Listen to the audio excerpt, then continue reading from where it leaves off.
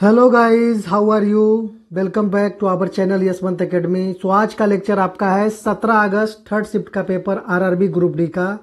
जो आपका paper computer screen पे था, सेम क्वेश्चन आपको यहाँ इस चैनल पे मिलेगा। तो पीडीएफ के लिए आप टेलीग्राम ज्वाइन करना मत भूलिएगा, सारा पीडीएफ उसी पे जाता है। और चैनल पे नए हैं तो चैनल को सब्सक्राइब भी कर लीजिएगा। तो चलिए शुरू करते हैं। आज का पहला क्वेश्चन जो आपसे पूछा है, पहला क्वेश्चन आपसे पूछा है आपराधिक श्रम बल सर्वेक्षण PLFS 2025 की नवीनतम रिपोर्ट के अनुसार भारत में 15 से 29 वर्ष के युवाओं की अनुमानित बेरोजगारी दर कितनी है। तो इसका राइट आंसर बताया गया है 9.9%, ऑप्शन बी। यह सर्वेक्षण जो है सांख्यिकी और कार्यक्रम कार्यान्वयन मंत्रालय MOSPI द्वारा जारी किया जाता है। वर्ष 2014 में भारत में युवा बेरोजगारी दर 10.3% थी, जो 2025 में घटकर 9.9% हो गई है। ये आपका रिपोर्ट का कहना है। फिर भी बेरोजगारी आज करोड़ों में है मेरे भाई। तो चलिए, इसका राइट आंसर ऑप्शन बी बिल्कुल राइट आंसर है। अगला क्वेश्चन आपसे पूछा है, मैथ का क्वेश्चन है। एक वस्तु का मूल्य क्रय मूल्य से 20% अधिक अंकित किया जाता है और अंकित मूल्य पर 15% की छूट दी जाती है, तो उसका लाभ या हानि प्रतिशत क्या होगा। तो चलिए इसको बनाते हैं मेरे भाई। अगर आपका कॉस्ट प्राइस जो भी रहे, लेकिन आपका मार्क प्राइस 20% अधिक एक्स्ट्रा अंकित किया जाता है, यहाँ जो लिखा है, तो अगर कॉस्ट प्राइस आपका 100 है तो मार्क प्राइस 120 आपका अंकित किया जाता है। और अंकित मूल्य पे कह रहा है 15% की छूट दी जाती है, मार्क प्राइस पे आपको 15% की छूट दी जाती है। यानी 120 रुपये का कीमत की कोई वस्तु आपको 15% छूट देती है। माइनस 100 में आपको 15% अगर माइनस करेंगे तो ये आपका, यही आपको निकालने बोला था। तो इसका राइट आंसर हो जाएगा इस तरह से, 120 मल्टीप्लाई 100 में 15 गया तो आपका 85 बचेगा। 85/100 इस प्रतिशत के बदले में 100 आता है मेरे भाई। आप इसे 10 से 10 काट सकते हैं, 2 पंचे 10, 2 छक 12 और 5 से इसको काट सकते हैं, 17 पचे 85। 17 गुना 6 अगर करते हैं तो 17 छक 2 तल से होता है। अभी भी 102 रुपया ही ले रहा है और आपका पूंजी लगा है 100 रुपया। तो ये 102 माइनस अगर 100 करेंगे तो अभी भी 2% आप प्रॉफिट में ही सामान बेच रहे हैं मेरे भाई। तो इसका राइट आंसर 2% प्रॉफिट हो जाएगा। ऑप्शन सी बिल्कुल राइट आंसर है। अगला क्वेश्चन आपसे पूछा है, उस त्रिभुज का क्षेत्रफल ज्ञात कीजिए जिसकी भुजाएं 13 सेंटीमीटर, 14 सेंटीमीटर और 15 सेंटीमीटर हो। तो एक फॉर्मूला होता है अर्ध परिमाप, जिसको सेमी पेरीमीटर बोलते हैं। S = A + B + C/2 होता है। सभी को जोड़ देंगे, 13 सेंटीमीटर, 14 सेंटीमीटर और 15 सेंटीमीटर बटा में 2। 5 4 9 3 12 हो जाएगा। हाथ में 1 1 1 2 1 3 और एक बाकी जो है 4 हो जाएगा। 2 से इसको काटेंगे, आपका 21 सेंटीमीटर। ये आपका S निकल गया।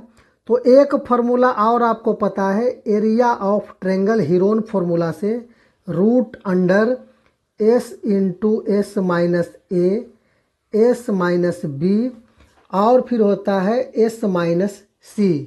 तो इससे आपको निकाल लेना है। तो S आपका क्या है, S आपका 21 है। फिर 21 में अगर A को घटाएंगे 13 है, माइनस कर देंगे। फिर 21 में 14 को माइनस करेंगे, फिर 21 में 15 को माइनस करेंगे। तो 21 को लिख सकते हैं 7 × 3, एक बार में ही तोड़ देते हैं, बस आंसर आ जाएगा।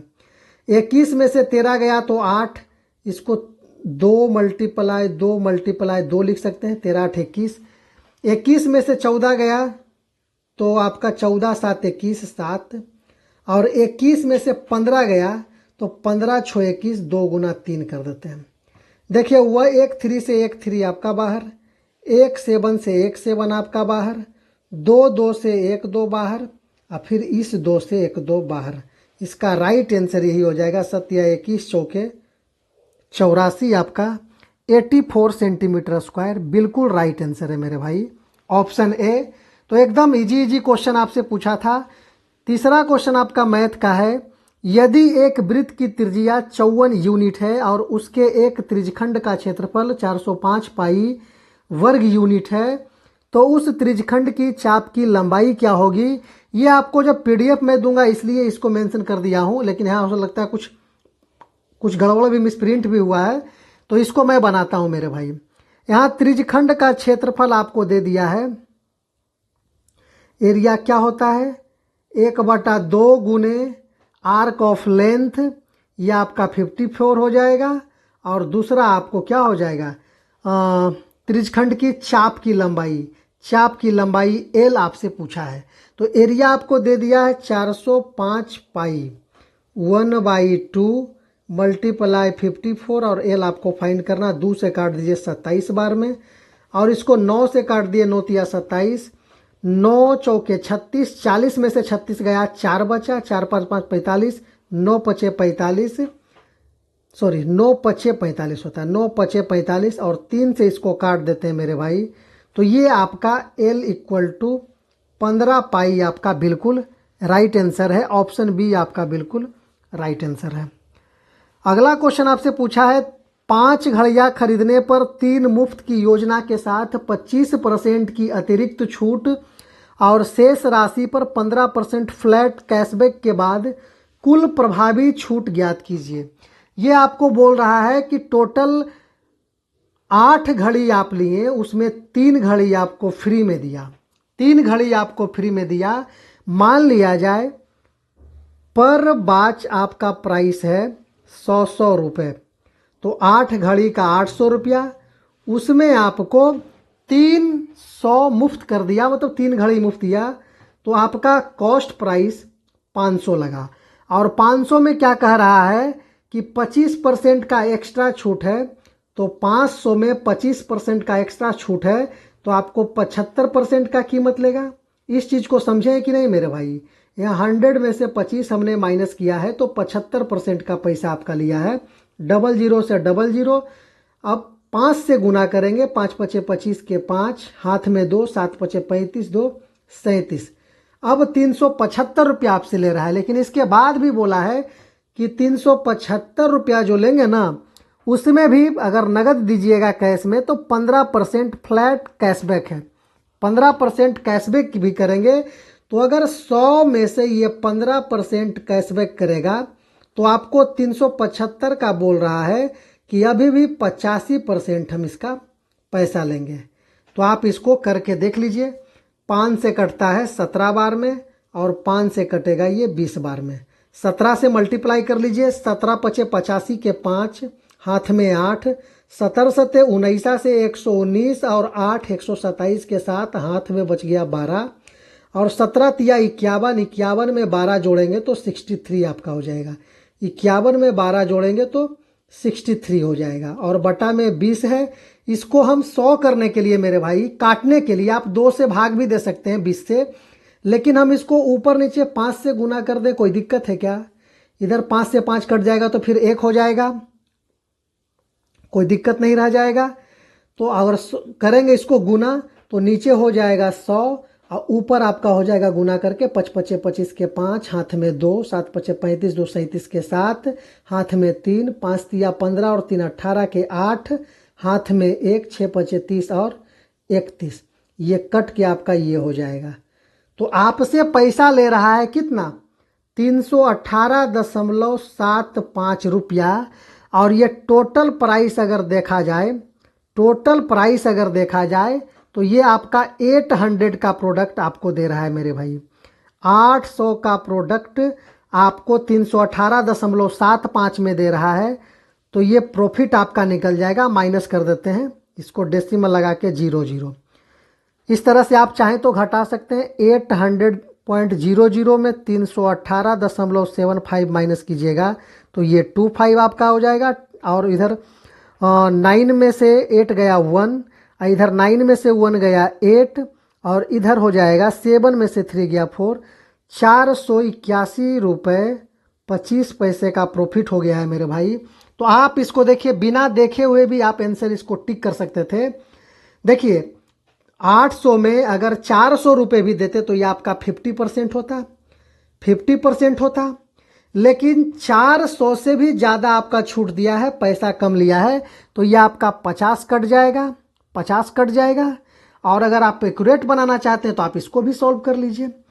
तो 481 प्रॉफिट बराबर आपको फॉर्मूला है ना पता, परसेंट प्रॉफिट, लाभ गुने 100 बटा करैमूल। तो लाभ आपका हो रहा है 481.25 और करैमूल आपका 800 का है, 100 में निकाल देंगे।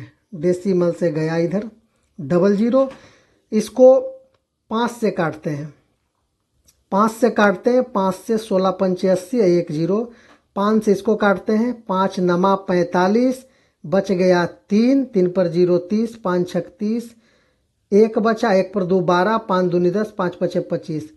5 से फिर इसको काटते हैं, 5 तिया 15, 1 5 दूनी 10, 32 पंचे 160, 5 से इसको काटेंगे, 5 का 5, बच गया 4, 5 का 5 बच गया 4, 5 नमा 45, बच गया 1, 5 दूनी 10, 5 पचे 25। आपका 1925 बटा में 32 आया है। आप इसको चाहे तो गुना करके, डिवाइड करके देख सकते हैं। ये आपका 60.16% एक्यूरेट आता है मेरे भाई। तो इसका राइट आंसर ऑप्शन बी आपका बिल्कुल राइट। थोड़ा सा कैलकुलेशन है, लेंदी है, और ये समझाने में आपको इतना ज़्यादा मैं डिटेल्स किया हूँ, नहीं तो और शॉर्ट में भी ये बनाया जा सकता है। तो इसका राइट आंसर ऑप्शन बी बिल्कुल 60.16 आता है। इसको बना करके आप देख लीजिएगा, एकदम बिल्कुल राइट है। बस इतना को सॉल्व करना है, 1925 को 32 से भाग कर देना है, बस काम आपका खत्म है। अगला क्वेश्चन आपसे पूछा है, एक सप्ताह के पहले 3 दिनों का एवरेज 37 है और पूरे सप्ताह का औसत 35 है। सप्ताह के अंतिम 4 दिनों का औसत ज्ञात कीजिए। सप्ताह में आपका संडे है, सप्ताह में आपका मंडे है, आपका ट्यूसडे है, आपका वेडनेसडे है, आपका थर्सडे है, आपका फ्राइडे है, आपका सैटरडे है मेरे भाई। तो इन 3 दिन का आपका दे दिया है एवरेज 37, तो 37 दिया करेंगे 111 होता है। और फिर पूछ रहा है आपका अंतिम 4 दिनों का, इसका पूछ रहा है, और पूरे सप्ताह का दे दिया है मेरे भाई।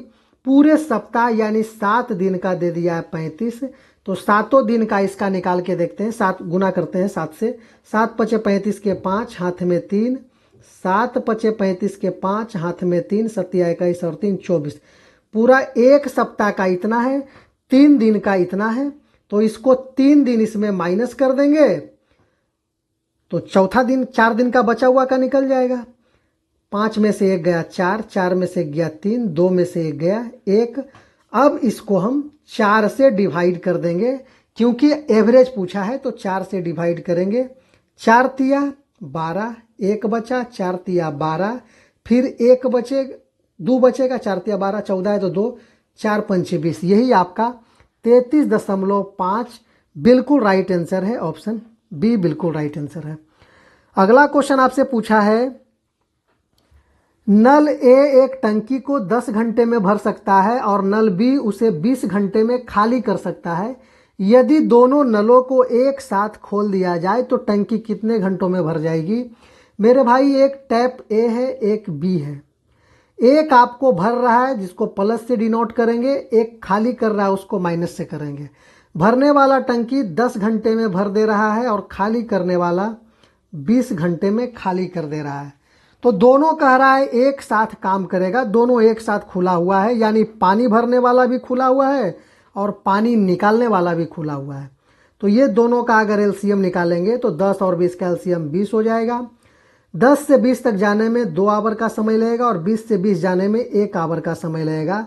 दोनों को जोड़ेंगे, एक प्लस है 2 आवर, एक माइनस है 1 आवर, और ये सारा काम करेगा 20 आवर में मेरे भाई। 20 आवर काम करना है, टोटल वर्क डन 20 काम है, टोटल 20 आवर नहीं 20 काम बोलिए। तो ये 2 में से 1 गया 1, तो ये टोटल अगर कहा जाए, टोटल 1 घंटा में 20 निकालेगा, या इसको टोटल निकालने में 20 घंटा का टाइम आ जाएगा। सॉरी, भरने में कह रहा, टंकी भरने में कितना घंटा में भर जाएगी, तो 20 घंटा में पूरा भर जाएगा। 20 घंटा में ये पूरा भर जाएगा और निकालने वाला अपना काम निकालते रहेगा।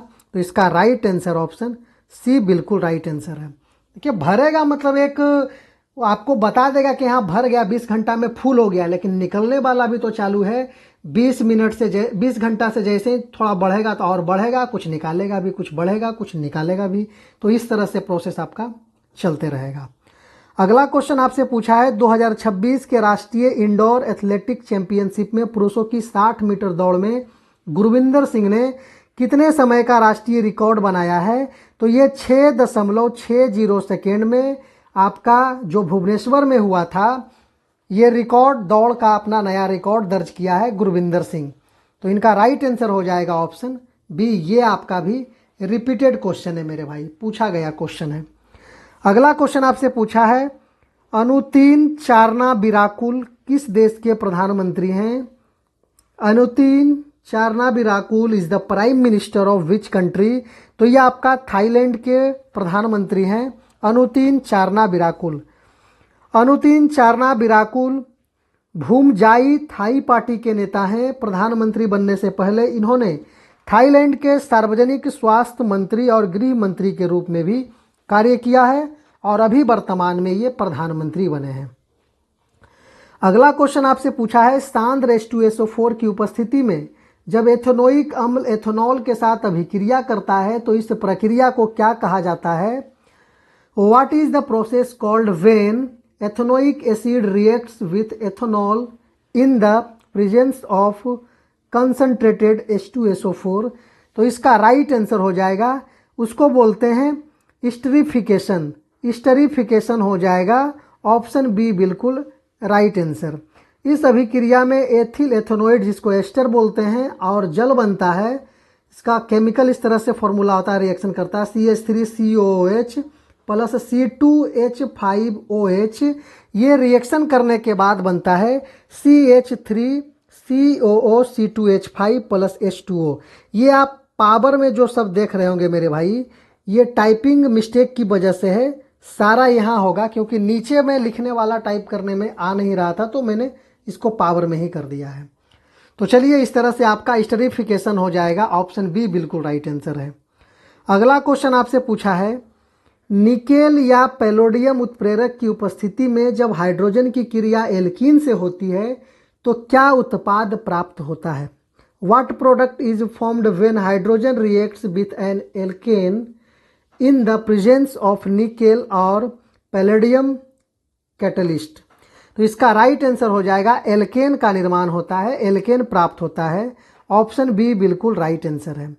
इस प्रक्रिया को उत्प्रेरकीय हाइड्रोजनीकरण या योगशील अभिक्रिया कहते हैं जिसमें असंतृप्त हाइड्रोकार्बन एल्कीन और संतृप्त हाइड्रोकार्बन एल्केन में परिवर्तित हो जाता है। तो एल्कीन और एल्केन समझिएगा, असंतृप्त हाइड्रोकार्बन को एल्कीन कहा जाता है और संतृप्त हाइड्रोकार्बन को एल्केन कहा जाता है।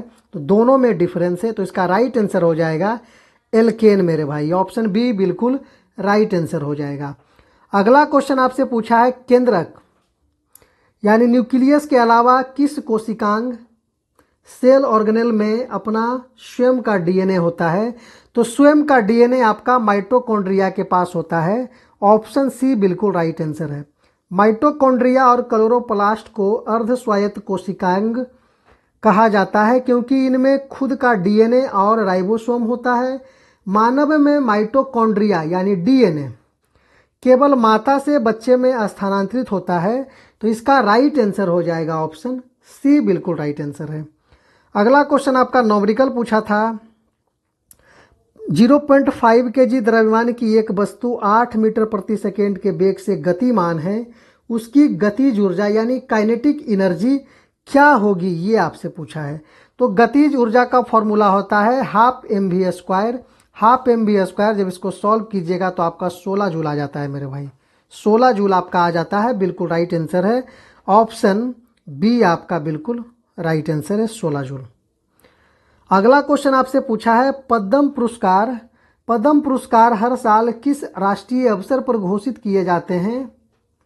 On the eve of which national ocean are the Padma award announced every year? तो ये रिपब्लिक डे के शुभ अवसर पर पद्म पुरस्कार हर साल लोगों को दिए जाते हैं। पद्म पुरस्कार की शुरुआत 1954 में हुई थी। ये 3 श्रेणियों जैसे पद्म भूषण और पद्म श्री में दिए जाते हैं। इनकी घोषणा 26 जनवरी की पूर्व संध्या पर होती है और वितरण मार्च अप्रैल में राष्ट्रपति भवन में किया जाता है। तो इसका राइट आंसर हो जाएगा ऑप्शन सी, बिल्कुल राइट आंसर है। अगला क्वेश्चन आपसे पूछा है, भारत में किसकी जयंती को राष्ट्रीय युवा दिवस के रूप में मनाया जाता है? In India national youth day is celebrated to commemorate the birth anniversary of whom. तो ये आपका स्वामी विवेकानंद के जन्म दिवस के शुभ अवसर पर राष्ट्रीय युवा दिवस मनाते हैं। हम लोग हर साल 12 जनवरी को मनाते हैं, जिसकी घोषणा 1984 में करी गई थी। स्वामी विवेकानंद का प्रसिद्ध नारा था, उठो जागो और तब तक मत रुको जब तक लक्ष्य प्राप्त ना हो जाए। और अंतर्राष्ट्रीय स्तर पर युवा दिवस 12 अगस्त को मनाया जाता है। नेशनल लेवल पे ये 12 जनवरी को मनाया जाता है, डेट एकदम कंफर्म याद रखिएगा। और अंतर्राष्ट्रीय अगर युवा दिवस बोलेगा तो 12 अगस्त को मनाया जाता है, इस चीज़ को ध्यान में रखिएगा। अगला क्वेश्चन आपसे पूछा है, संघाई सहयोग संगठन SCO का दूसरा युवा लेखक सम्मेलन किस शहर में आयोजित किया गया था? In which city was the second SCO young authors conference held? तो ये कॉन्फ्रेंस हुआ था दिल्ली के अंदर हुआ था। ऑप्शन बी आपका बिल्कुल राइट आंसर है, न्यू दिल्ली के अंदर हुआ था। और इसका थीम था dynamics of creative space in the digital age, जिसका उद्देश्य युवाओं के बीच साहित्यिक संवाद और रचनात्मक को बढ़ावा देना था। तो इसका राइट आंसर ऑप्शन बी बिल्कुल सही है। अगला क्वेश्चन आपसे पूछा है, राजेश कुमार सिंह को भारत के किस प्रमुख रक्षा संगठन के अध्यक्ष का अतिरिक्त प्रभार दिया गया है? Rajesh Kumar Singh was given an additional charge as the chairman of which major Indian defence organization? तो ये DRDO की प्रमुख रक्षा संगठन के अध्यक्ष का अतिरिक्त प्रभार दिया गया है राजेश कुमार सिंह को। ऑप्शन बी आपका बिल्कुल राइट आंसर है। राजेश कुमार सिंह भारत के रक्षा सचिव, डिफेंस सेक्रेटरी के पद के साथ साथ रक्षा अनुसंधान एवं विकास संगठन DRDO के भी अध्यक्ष का अतिरिक्त प्रभार भी संभाल रहे हैं। तो इसका राइट आंसर हो जाएगा ऑप्शन बी। अगला क्वेश्चन आपसे पूछा है, भारतीय संविधान के किस अनुच्छेद में प्राण एवं दैहिक स्वतंत्रता का अधिकार right to life and personal liberty निहित है? तो यह आर्टिकल 21 में है अपना प्राण और दैहिक स्वतंत्रता का अधिकार। ऑप्शन सी बिल्कुल राइट आंसर है। यह आर्टिकल 21 जो है भाग 3 के तहत एक मौलिक अधिकार है। राष्ट्रीय आपातकाल के दौरान भी अनुच्छेद 20 और 21 को निलंबित नहीं किया जा सकता। सर्वोच्च न्यायालय ने इसमें निजता का अधिकार, स्वच्छ पर्यावरण और आजीविका के अधिकार को भी शामिल माना है। तो इसका राइट आंसर ऑप्शन सी बिल्कुल सही है। अगला क्वेश्चन आपसे पूछा है, आग बुझाने वाले यंत्रों में उपयोग किया जाने वाला सोडियम बाइकार्बोनेट NaHCO3 किस मुख्य गैस का उत्पादन करता है? Which main gas is produced by sodium bicarbonate, जिसका रासायनिक फॉर्मूला है NaHCO3। सीधा एग्जाम में पूछता है मेरे भाई कि सोडियम बाइकार्बोनेट का और कौन सा नाम से जानते हैं, कमेंट में आपको बताना भी है। यूज्ड इन फायर डिस्टिंगर्स, तो ये आपका है कार्बन डाइऑक्साइड CO2 के फॉर्म में यूज किया जाता है। ऑप्शन बी आपका बिल्कुल राइट आंसर है। सोडियम बाइकार्बोनेट, जिसे बेकिंग सोडा भी कहा जाता है, अम्ल के साथ प्रतिक्रिया करके CO2 गैस बनाता है और CO2 आग के चारों ओर कंबल जैसा आवरण बनाकर ऑक्सीजन की आपूर्ति को काट देती है, जिससे आग क्या होता है, बुझ जाती है। तो ऑप्शन बी इसका राइट आंसर था। अगला क्वेश्चन आपसे पूछा है, निम्नलिखित में से किसमें रासायनिक ऊर्जा यानी केमिकल एनर्जी संचित होती है? In which of the following is chemical energy stored? तो ये फूड में होता है मेरे भाई, ये आपका फूड में होता है। ऑप्शन ए आपका भोजन में होता है। भोजन में ऊर्जा रासायनिक बंधों के रूप में जमा होती है। जब हम भोजन पचाते हैं तो शरीर इस रासायनिक ऊर्जा को यांत्रिक ऊर्जा और तापीय ऊर्जा में परिवर्तित करती है। चलती हुई वस्तुओं में गतिज ऊर्जा होती है। तो इसका राइट आंसर ऑप्शन ए हो जाएगा। अगला क्वेश्चन आपसे पूछा है, जब एथिलीन C2H4 में हाइड्रोजन गैस H2 मिलाया जाता है तो क्या बनता है? What is formed when hydrogen H2 is added to ethylene C2H4?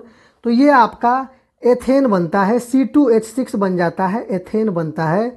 Option B आपका बिल्कुल राइट आंसर है। यह हाइड्रोजनीकरण C2H4 प्लस H2 अभिक्रिया करके C2H6 का बनाता है और ये उदाहरण है जो निकेल और पैलोडियम उत्प्रेरक की उपस्थिति में होता है। एथिलीन, जिसको एल्कीन भी बोलते हैं, असंतृप्त है, जो एथेन और एक एल्केन संतृप्त हाइड्रोकार्बन में बदल जाती है। तो ये भी ध्यान रखना है, एल्कीन असंतृप्त को एल्कीन बोलते हैं एथिलीन को, और संतृप्त हाइड्रोकार्बन को एल्केन बोलते हैं जो एथेन के फॉर्म में होता है। अगला क्वेश्चन आपसे पूछा है, जब सोडियम क्लोराइड NaCl की जलीय विलयन को हाइड्रोक्लोरिक अम्ल HCl के साथ मिलाया जाता है तो क्या होता है?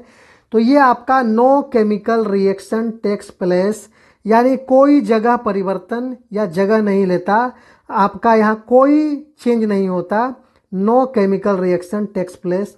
ऑप्शन बी आपका बिल्कुल राइट आंसर है।